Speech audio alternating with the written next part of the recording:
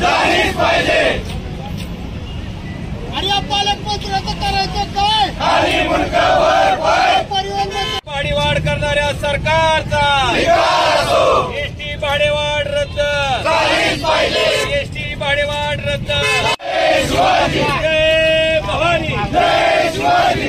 ST भाडेवाढ करणाऱ्या सरकारचा धिक्कार असो। एसटी भाडेवाढ करणाऱ्या सरकारचा जय शिवाजी। आवाज कुणाचा? शिवसेनेचा, आवाज कुणाचा? शिवसेनेचा। शिवसेना प्रमुख बाळासाहेब ठाकरे वाढवा रद्द झालीच पाहिजे। आणि या पालकमंत्र्याचं काय? खाली मुंडकावर पाय। पालकमंत्र्याचं करायचं काय? खाली मुंडकावर पाय।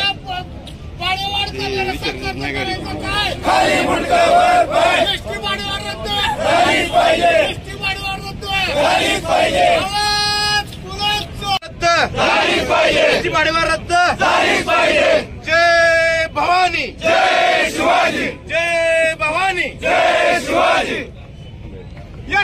आपण जर बघितलं असेल तर सरकार त्यांची एसटी महामंडळाची देणी तिथं देत नाही। सरकार नुसतं योजना जाहीर करतंय, पण जी देणं एसटी महामंडळाला आहे ते मात्र देत नाही। ती देणं जर राज्य सरकारनं एसटी महामंडळाला दिलं तर मला वाटतंय अशा पद्धतीची भाडेवाढ करायची कुठलीही गरज त्या ठिकाणी महामंडळाला पडणार नाही। एकीकडे सरकार सांगते आम्ही हे मोफत देऊ ते मोफत देऊ, आणि अशा पद्धतीनं एसटी मध्ये प्रवास करणारा माणूस कोण आहे? सर्वसामान्य माणूस एसटीनं प्रवास करतो। सर्वसामान्य माणसाला प्रवास करण्याचा अधिकार मला वाटतं केवळ एसटीमुळे आहे, आणि अशा सामान्य माणसाचा किस्सा कापायचं काम जर सरकारी भाडेवाढ करून करत असेल तर मला वाटतं त्याचा धिक्कार आहे।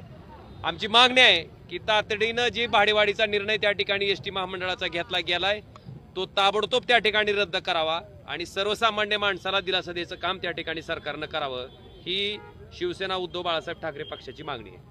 दादा, कुठल्याही प्रकारची चार्जिंगची सुविधा नाही, परंतु घोषणा मात्र आपल्या जिल्ह्यासाठी होतात नवीन नवीन। इलेक्ट्रिक बसच्या बाबतीत सांगतो, हा खूप मोठा घोटाळा या अधिकाऱ्यांनी या महायुती सरकारने केलेला आहे।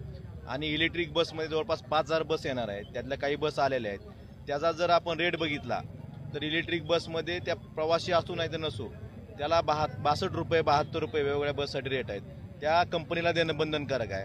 दुसऱ्या बाजूला ड्रायव्हरही त्याच कंपनीचा असणार आहे, आणि मग त्यावेळेस जर ड्रायव्हर कंपनी देत असेल आणि अशा 5000 बस जर एसटी महामंडळाच्या ताब्यात आल्या तर आता जे एसटी महामंडळाचे कर्मचारी आहेत त्यांना ड्युट्या मिळणार नाहीत, मग त्यांच्या पगारीचं काय, त्यांच्या पोटापाण्याचं काय?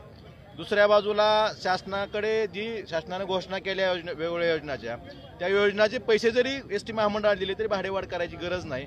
परंतु ह्या सरकारकडे बुलेट ट्रेनला द्यायला पैसे आहेत, परंतु एसटी महामंडळाचे जे योजनाचे पैसे आहेत ते पैशाला सरकारकडे पैसे नाहीत। शक्तीपीठ महामार्गाची ज्याला गरज नसताना त्या ठिकाणी 85,000 कोटी रुपये सरकार देतंय, परंतु दुसऱ्या बाजूला एसटी महामंडळाचे पैशाला सरकारकडे पैसे नाहीत असं सरकार सांगते।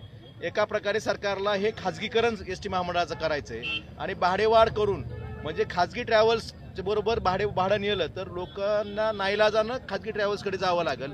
आज आपण बघतो की रोज अपघात होत आहे, आजही अपघात झालाय, रोज अपघात होत आहेत। 15 वर्ष होऊन गेल्यानंतर सुद्धा बस अजून सुद्धा रस्त्यावर एसटी महामंडळाचे फिरतात, नवीन बस घेतल्या जात नाहीत। मग खाजगीकरण करायचं, दुसऱ्या बाजूला बुलेट ट्रेन शक्तीपीठ सारख्या महामार्गाला पैसे द्यायचे, पण ज्या योजनांमधनं सर्वसामान्य माणूस प्रवास करतो किंवा ज्या योजनाचे पैसे शासनाकडे थकीत आहेत त्या योजनाचे पैसे जरी दिले असते सरकारनं महामंडळाला तरी भाडेवाढ करायची गरज पडली नसती। त्यामुळे अशा सरकारचा, या महायुती सरकारचा निषेध आम्ही करतोय, आणि सरकारनं सर्वसामान्याची जी एसटी आहे ती सर्वसामान्याची राहायची असेल तर एसटी भाडेवाढ मागे घ्यावी, ही मागणी आम्ही उद्धव बाळासाहेब ठाकरे या पक्षाच्या वतीने सरकारला करतो। काल परिवहन मंत्री म्हणले की जे तिकिटाची जी दरवाढ झालेली आहे त्याची मला कल्पना नव्हती, असं परिवहन जर परिवहन मंत्री असं म्हणत असतील तर मग हे सरकार चालवतंय कोण आणि महामंडळ चालवतंय कोण याचाही विचार आपण सर्वांनी करणं गरजेचं आहे। जर परिवहन मंत्र्यांना जर याची कल्पना नसेल तर परिवहन मंत्र्याच्याच परस्पर जर हा निर्णय झाला असेल तर रद्द करायचा तर त्यांना अधिकार आहे का नाही, मग त्यांनी रद्द तर करावे त्यांच्या परस्पर केल्या असेल। एसटी भाडेवाढ मागे घ्यावी परिवहन मंत्र्यांनी आणि सर्वसामान्य प्रवाशांना दिलासा द्यावा। तुम्ही परिवहन मंत्र्यालाच विचारायला पाहिजे, तुमचा निर्णय माहिती नाही। तोट्यात का आली? सरकारनं जर पैसे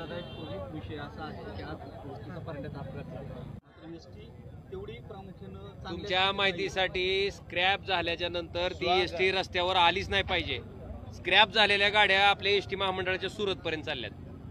कशा अक्षरशः खेळ आहे. तुम्ही मोफत करण्याच्या भानगडीत अक्षरशः त्याच्या जीवावर तुम्ही हे बेततंय सगळं. त्यामुळे ह्याचा विचार करणं गरजेचं आहे आणि तातडीनं ही भाडेवाढी रद्द करणं गरजेचं आहे.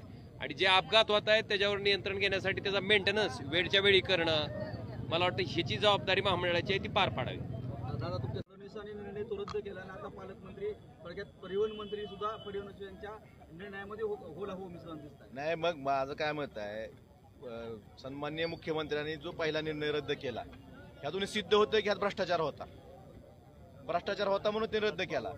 पण त्याच्या आधी जर काही बस असं आल्या असतील, त्या इलेक्ट्रिक बस आल्यात, काही बस आलेत, मग तो निर्णय कुणी घेतला, त्याची चौकशी करणार का?